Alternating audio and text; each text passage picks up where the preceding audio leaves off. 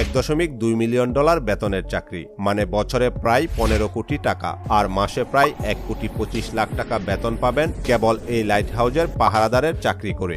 আরও রয়েছে অফুরন্ত সুযোগ, যেখানে নজরদারি করার জন্য আপনার কোনো বস থাকবে না কোনো জবাবদিহিতা।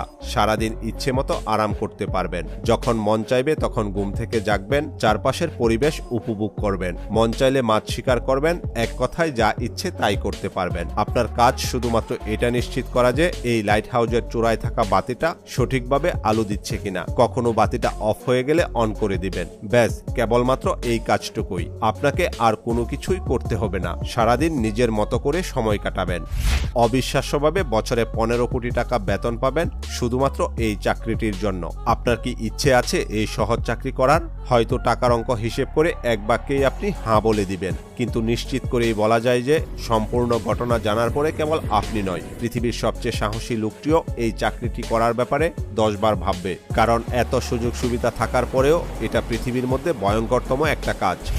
বলছি জুমান লাইট হাউজের আকর্ষণীয় বেতনের গার্ডের চাকরিটির কথা। সর্বপ্রথম এই চাকরিটি করার জন্য আপনাকে একটি ফর্ম পূরণ করতে হবে এবং কিছু শর্তাবলী মানতে হবে। ভিডিওটি খুব আকর্ষণীয় হতে চলেছে, তাই নতুন বন্ধুদের প্রতি অনুরোধ রইল চ্যানেলটা সাবস্ক্রাইব করে পাশে থাকা বেল আইকনের অল অপশনটা সিলেক্ট করে সম্পূর্ণ ভিডিওটি দেখতে থাকুন।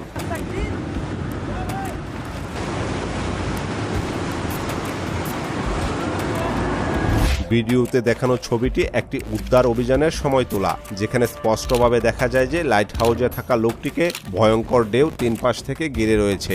একবার ভেবে দেখুন, এই জোরো ঢেউ যদি বাতিঘরকে পুরোপুরি ডেকে দিত তাহলে তার কি অবস্থাটাই না হতো। এই সব জেনেও আপনার যদি এখনও এই চাকরির জন্য আবেদন করার সাহস থাকে, তবে আর কি কি মহাবিপদ আপনার জন্য এখানে উঠতে রয়েছে সেগুলো জানাতে চলেছি। তার আগে চলুন জেনে আসি কেন এই লাইট হাউসগুলো সমুদ্রের মাঝখানে স্থাপন করা হয়, আর এর কাজই বা কি, কেনই বা এর উপর সবসময় নজর রাখতে হয় এবং কি কারণে লাইট হাউসগুলোর আলো সর্বদা জ্বালিয়ে রাখতে হয়। রহস্যময় এই লাইট হাউসের গা ছমছম করা ইতিহাসের আদ্যপান্ত জানতে হলে আমাদেরকে কয়েক বছর পেছনে যেতে হবে, যেখানে আমাদের দেখতে হবে কিভাবে বাতিঘরের ধারণা শুরু হয়েছিল।